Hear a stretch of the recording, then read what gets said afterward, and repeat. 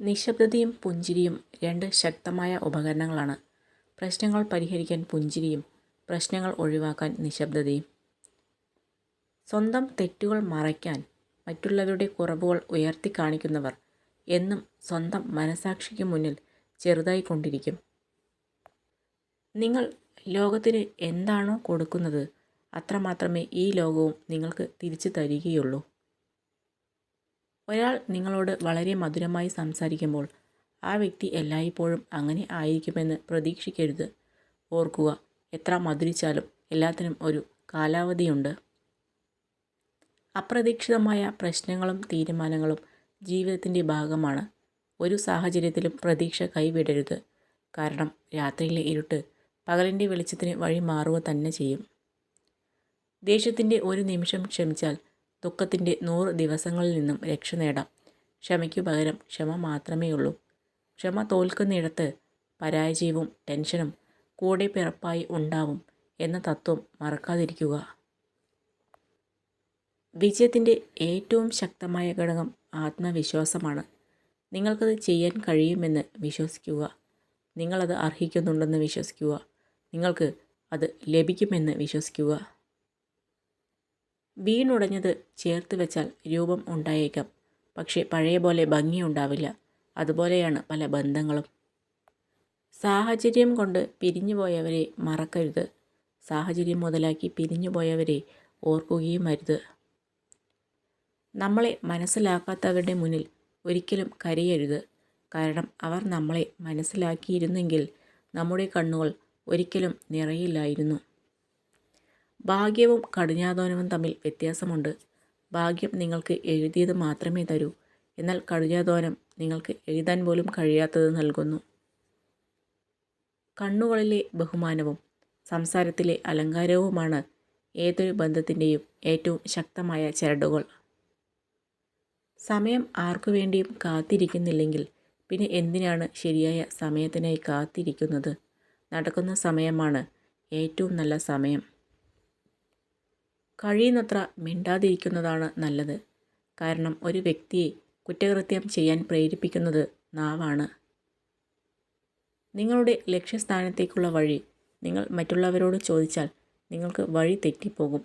കാരണം നിങ്ങളുടെ ലക്ഷ്യസ്ഥാനത്തിൻ്റെ പ്രാധാന്യം നിങ്ങൾ അറിയുന്നത് പോലെ മറ്റാർക്കും അറിയില്ല. മറ്റുള്ളവരെ പോലെ ജീവിക്കാൻ ശ്രമിക്കുന്തോറും നഷ്ടപ്പെടുന്നത് സ്വന്തം ജീവിതത്തിലെ സമാധാനമായിരിക്കും. ഇനിയുള്ള കാലത്തെ സുന്ദരമാക്കാൻ നമുക്ക് കഴിഞ്ഞേക്കാം, എന്നാൽ കഴിഞ്ഞതിനെ നമുക്ക് വീണ്ടെടുക്കാൻ കഴിയില്ല. അതുകൊണ്ട് വർത്തമാനകാലത്തിന് പ്രാധാന്യം കൊടുക്കുക. അതിന് നമ്മുടെ നിരാശ തടസ്സമാവരുത്. പരീക്ഷണവും പ്രയാസവുമില്ലാതെ ആരെയും ദൈവം മണ്ണിൽ സൃഷ്ടിച്ചിട്ടില്ല എന്ന തിരിച്ചറിവ് മാത്രം മതി ജീവിതത്തിലെ ഓരോ നിമിഷങ്ങളും നമുക്ക് ആസ്വാദ്യകരമാക്കാൻ. ജീവിതത്തിലെ ദുഃഖങ്ങളോർത്ത് നമ്മൾ വിഷമിച്ചിരിക്കുന്നത് കൊണ്ട് ഒന്നും മാറാൻ പോകുന്നില്ല.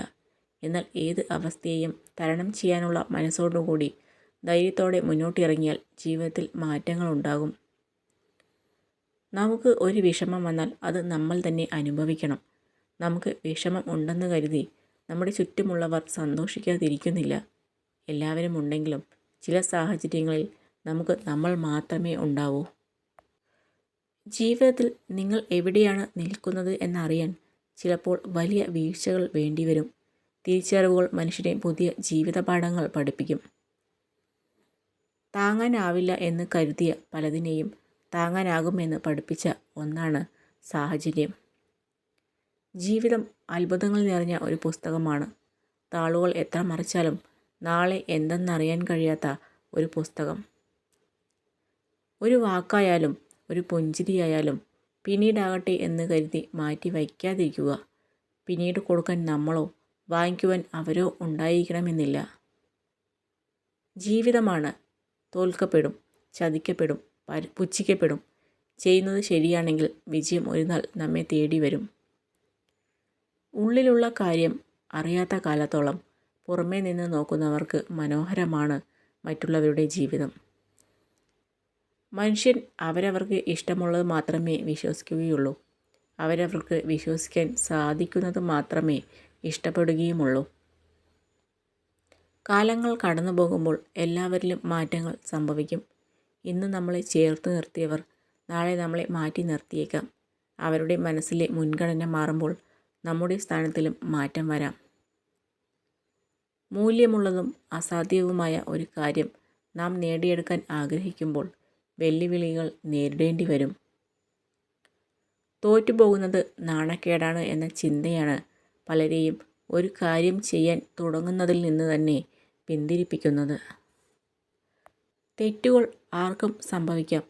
അതുകൊണ്ട് തന്നെ തെറ്റ് വരുത്തുന്നതിലല്ല, ചെയ്ത തെറ്റിനെ ധാർഷ്ട്യവും സ്വാധീനവും ഉപയോഗിച്ച് ന്യായീകരിക്കുന്നതാണ് ഏറ്റവും വലിയ തെറ്റ്. ഒരാൾ മിണ്ടാതിരിക്കുമ്പോൾ നമ്മൾ അനുഭവിക്കുന്ന വിഷമം എത്രത്തോളമുണ്ട്, അതായിരിക്കും നമുക്ക് അയാളോടുള്ള സ്നേഹത്തിൻ്റെ ആഴം. നാം മറ്റുള്ളവരെ മനസ്സിലാക്കും പോലെ അവരും നമ്മളെ മനസ്സിലാക്കും എന്ന ചിന്തയാണ് ഏറ്റവും വലിയ പരാജയം. നിങ്ങൾ നിങ്ങളുടെ ചെവി കൊണ്ട് കേൾക്കാത്ത കാര്യങ്ങളും കണ്ണുകൊണ്ട് കാണാത്ത കാഴ്ചകളും ഒരിക്കലും നിങ്ങളുടെ നാവുകൊണ്ട് സംസാരിക്കരുത്.